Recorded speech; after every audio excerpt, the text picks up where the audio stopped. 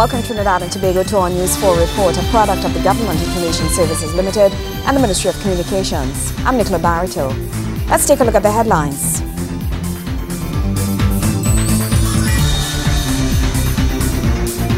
Steps are being taken to remove the stigma associated with mental disorders.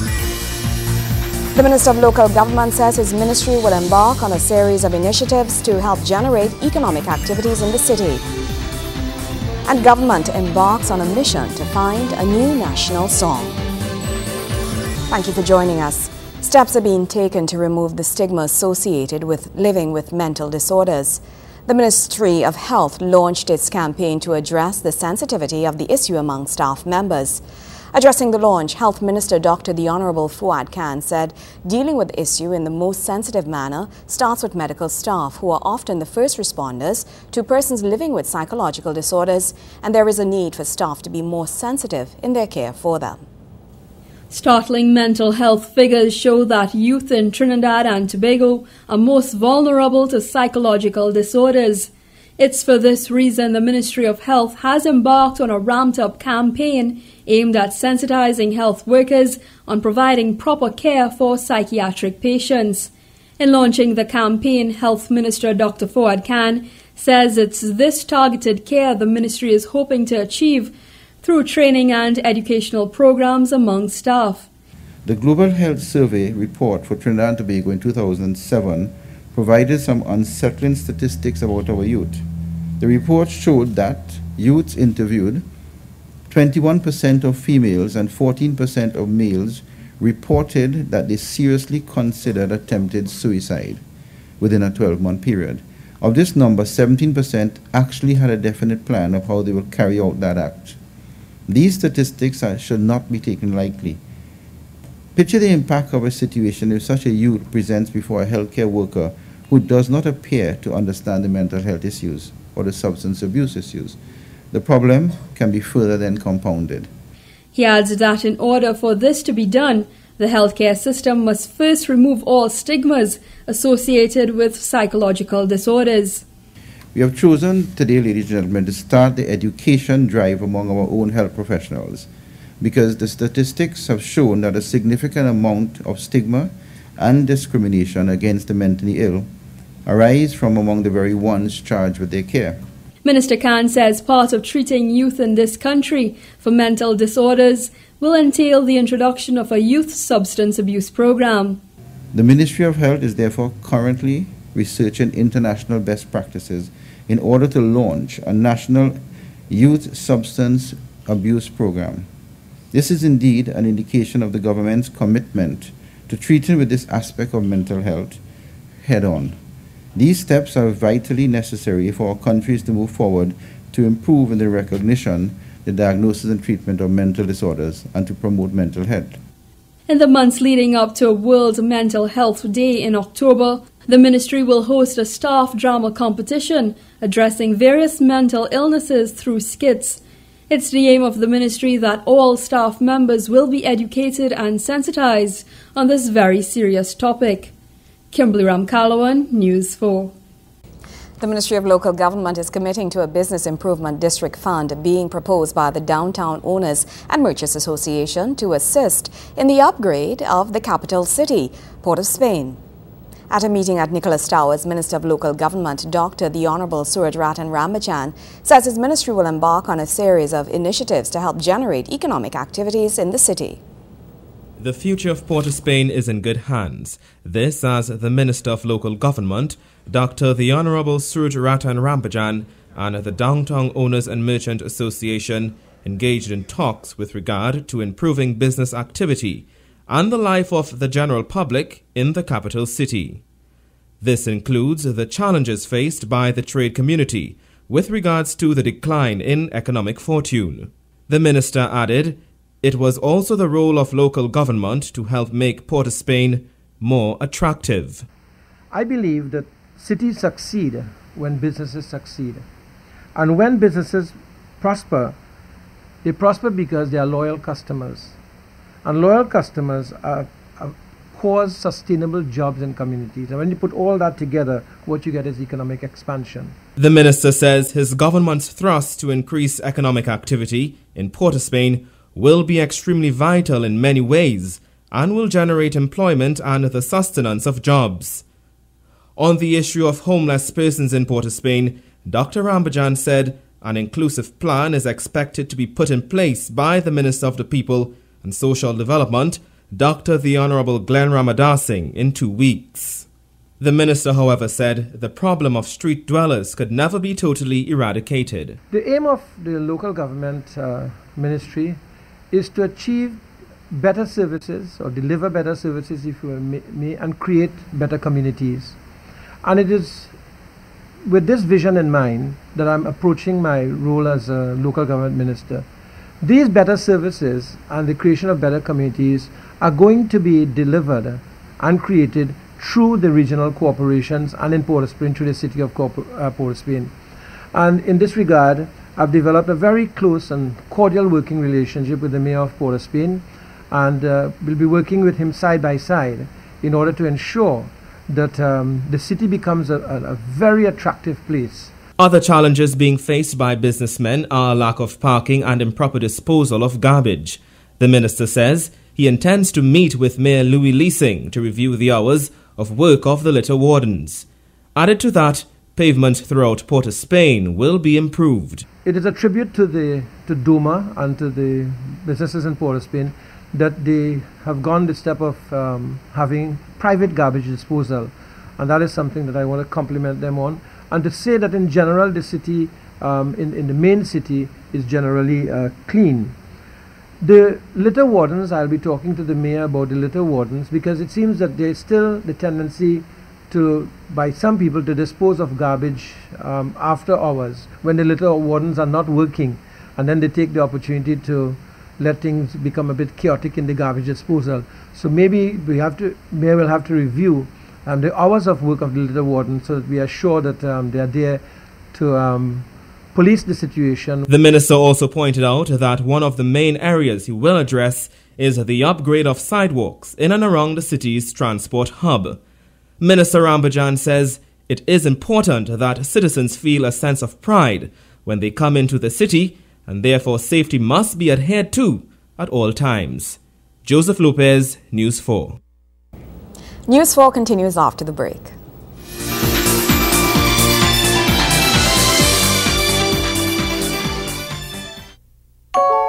The iPhone 4S has an all-new camera with 8 megapixels and advanced optics, so it lets you capture stunning photos.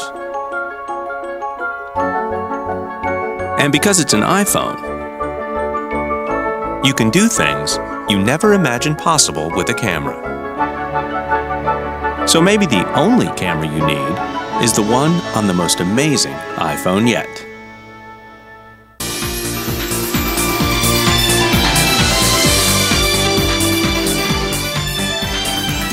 Welcome back. Social Development Minister Dr. the Honorable Glenn Ramadasing and Gender, Youth and Child Development Minister the Honorable Marlene Kudray, they're both announcing plans to join forces, undertaking certain projects which may be related to both ministries. Speaking at a press conference, the ministers made an open commitment to collaborate and work closely together on interrelated matters. The Ministry of the People and Social Development is in fact resident now in this new ministry. And several projects that were started under our supervision are now the projects of the ministry, this new ministry. Certainly we would have begun the work with the Children's Authority, and we would have spent some considerable time in that. That is now on its way. We would have also done some work on the Children's Bill. We are very excited about this meeting today.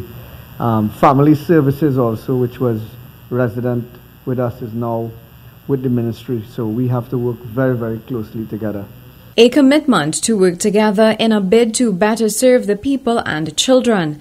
Minister Ramadasing says the aim is to develop rapid response to the needs of persons. The collaboration of both ministries, he says, will help tremendously with the efficiency in the provision of this assistance. We want to build capacity to respond in real time to some of these concerns, because sometimes women and children are at risk and are potential prey to predators out there on recreation grounds, community centers, schools. Some people call in and ask for a shelter, but if the necessary security arrangements are not made, they may be even more unsafe, sometimes in a government facility that is not well secured. So we have ideas, we have plans, we have innovative ideas, but we need to collaborate with really what is a sister ministry, so that we can actually be able to develop our capacity. The Social Development Minister says the protection of children is a top priority, which will be greatly facilitated by the collaborative efforts of both ministries. This team here today will inform the way we go forward. We give the Minister the commitment that the Ministry of the People and Social Development will stand with her in all the challenges she has. And indeed, a priority is the protection of children. And we see ourselves as important stakeholders in that fight. We interview persons every day for the TT card and for social welfare. And it's an entry point where they come in for a service, but we are able through counseling to pick up many other issues that need to be dealt with. Meanwhile, Minister of Gender, Youth and Child Development Marlene Kudjuri says she is excited about the collaboration as she sees it being quite helpful in bringing relief to persons. I am happy to have this meeting. I think it's long overdue. And there are several issues that we need to collaborate on. And Minister and I spoke about the one-stop arrangement and to take the ministries out of Port of Spain to the rural communities.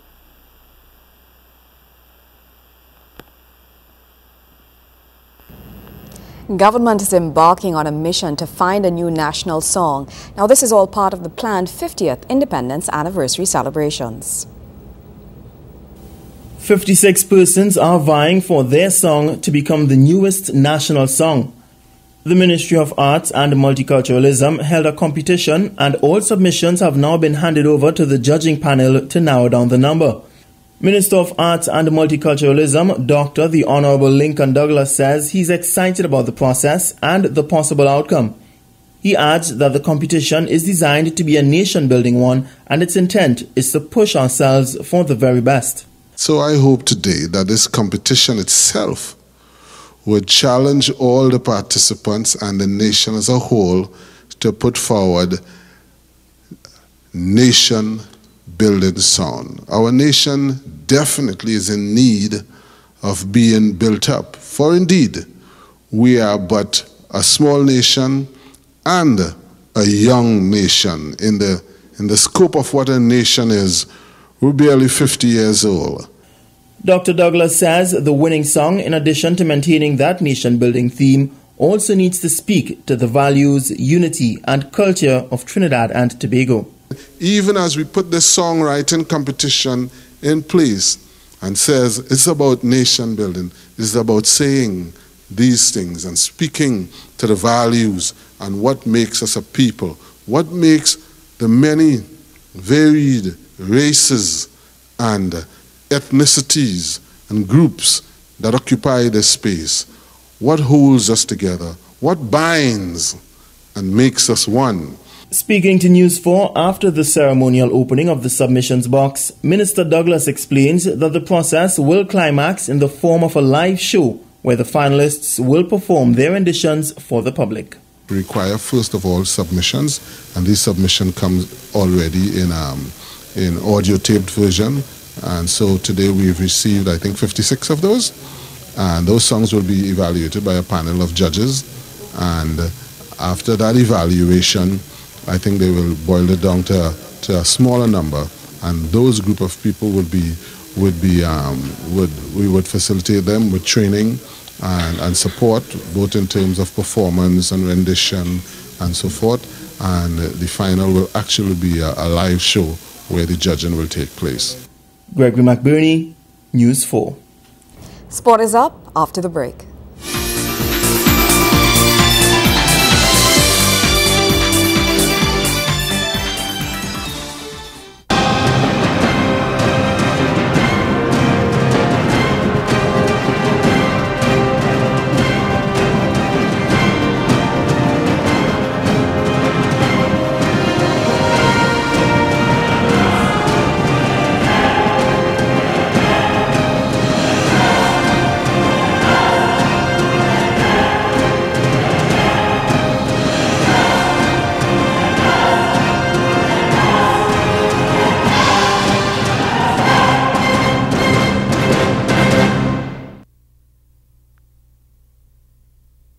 Never leave items like MP3 players, portable DVD players, laptops and briefcases on view inside your vehicle. It is an open invitation for a thief. Don't leave them on show. If you cannot take them with you, place them in the trunk of your car. Remember, crime prevention is everyone's business. A message from the Trinidad and Tobago Police Service.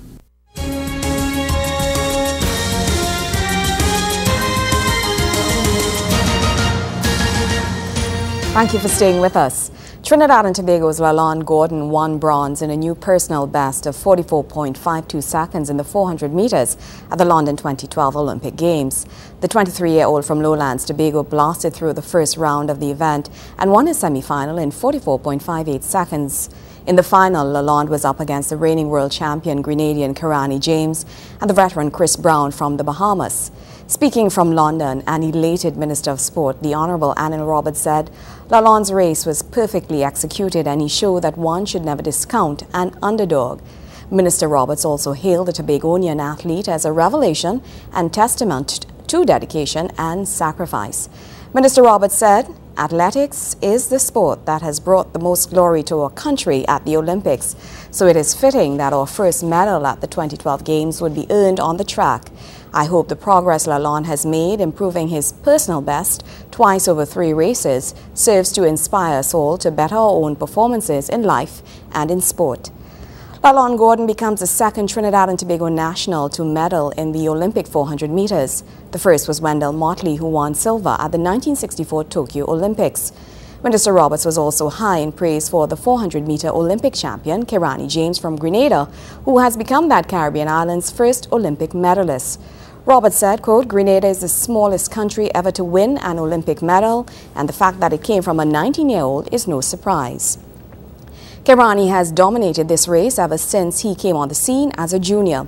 This bodes well for track and field development in the Caribbean, continuing to make the region a force to be reckoned with. Still with sport, Trinidad and Tobago had mixed fortunes on day 12 of the London 2012 Olympic Games, with the highlight being the qualification of Wayne Davis for the semi-finals of the men's 110-meter hurdles. The American-born 20-year-old was one of the fastest losers with a time of 13.32 seconds, which was enough to advance him to the next round. His compatriot Mikel Thomas failed to move on after he clocked 13.74 in his heat. The top qualifier going into the semi-finals is the Cuban Orlando Ortega with a time of 13.26 seconds.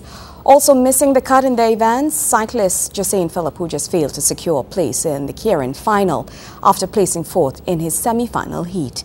He eventually placed 7th, and 200-meter specialist Rondel Soreo did not get past the first round in the half-lap race, and he will be well rested when called upon for the relays. There was also good and bad news in the women's 200 meters, where Simoy Hackett qualified for the final with a time of 22.55 seconds, but with a clocking of 23.04, Kai Selvon missed out on a place in the last 8. News 4 continues after the break. Stay with us.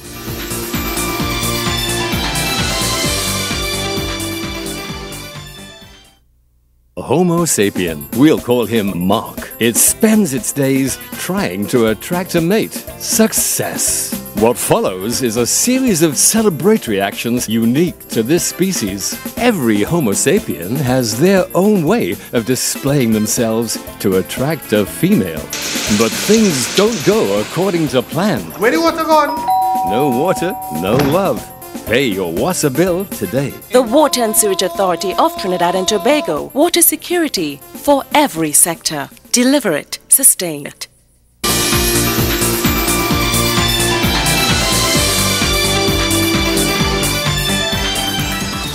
This month, Arima is celebrating 124 years as a borough.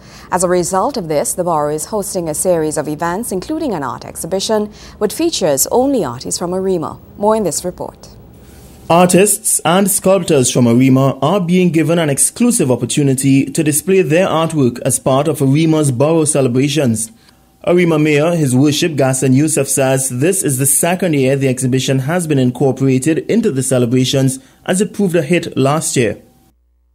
This year we are celebrating 124 years as a Royal Chartered Borough. And therefore this month is the month of celebration to commemorate that appointment as a Royal Chartered Borough in 1888. We started 2 weeks ago with a health fair. Last Saturday we had a very successful Queen show where we have a Queen, Ms. Rihanna Monsigi is Miss Arima. And today we are opening this fantastic exhibition of the artists of Arima. So last year we did this. Last year it was planned for 4 days. And we had to extend it about 3 times or 4 times because of public demand. This year we got even more. Last year we had 13 artists. This year we have 18. And we are displaying their art for the full month of August, closing on the 28th of August. Mayor Youssef explains what Borough Day participants can expect for the celebrations. He says the celebrations will take place with a difference this year. The mayor is promising to take the Juve aspect of the celebrations back to its roots. August the 11th is Borough Day. And Borough Day starts at 5 o'clock in the morning and finish all the way at 12 o'clock in the night. We're starting with a Juve. Our Juve this year is a Juve with a difference where we are having no electronics. We have steel band, tassa drumming, and rhythm sections, followed by the traditional Petit Mass after lunch, 1 o'clock or so. Then in the evening, 5 o'clock, we have single pan competition. And then afterwards, about 7, 8 o'clock, we have the conventional band station in different parts of on Arima here by the Dial Arima, so people could come and listen to a lot of pan on that day. In August 1888, Arima became a Royal Chartered Borough, and this year marks 124 years since that historic milestone occurred. Gregory McBurney, News 4. Minister of Arts and Multiculturalism, Dr. The Honorable Lincoln Douglas, has launched an exhibition of Trinidad's art and accomplishments at the Piarco International Airport. This is part of the country's 50th Independence Anniversary celebrations being put on by the People's Partnership Government. Persons entering the Piarco International Airport will now be greeted by the sight of Trinidad and Tobago on display.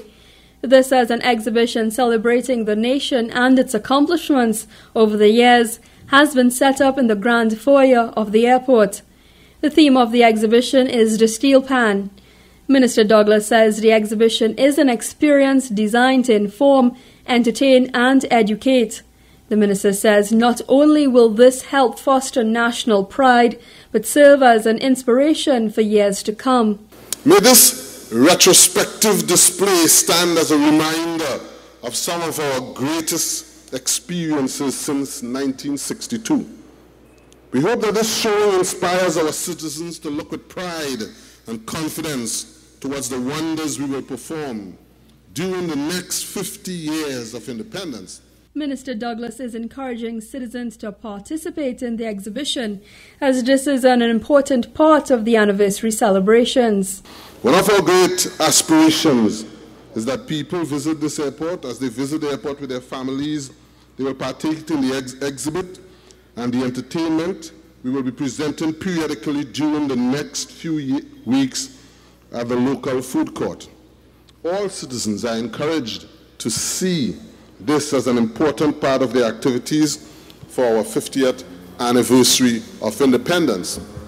Consequently, we hope that all Trinbagonians participate in this exhibition by partaking of all the content this particular experience is designed to offer. Dr. Douglas reveals that plans for other celebrations in which the public will be included.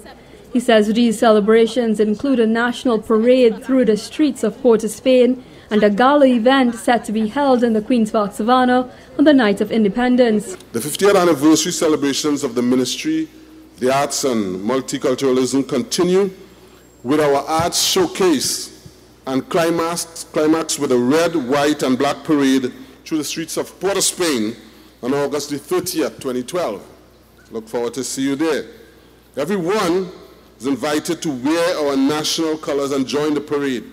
On August the 31st, we staged the Gala of all Independence Galas entitled A Toast to the Nation at the Queen's Park Savannah. This event will conclude in time for the annual fireworks display on Independence Night. So you are all invited to participate in these events. Meanwhile, News 4 sought to get the opinion of persons who experienced the exhibition, and this is what they had to say. It's excellent. History of the country on the outside, the section on emancipation, and then the history of Pan on the inside is really, really interesting. Have to come and see this exhibition, especially kids, because it's very, very, very, very informative, very instructive. It's a nice, nice slice of history. I think it's great. I think it gives history of Trinidad that I didn't know because of my family. I have no background on anything previously, so I think the exhibition's great so far. Kimberly Ramkalawan, News 4. Well, that's how we wrap up this edition of our News 4 report, a product of the Government Information Services Limited and the Ministry of Communications. I'm Nicola Barrington. Thank you for joining us.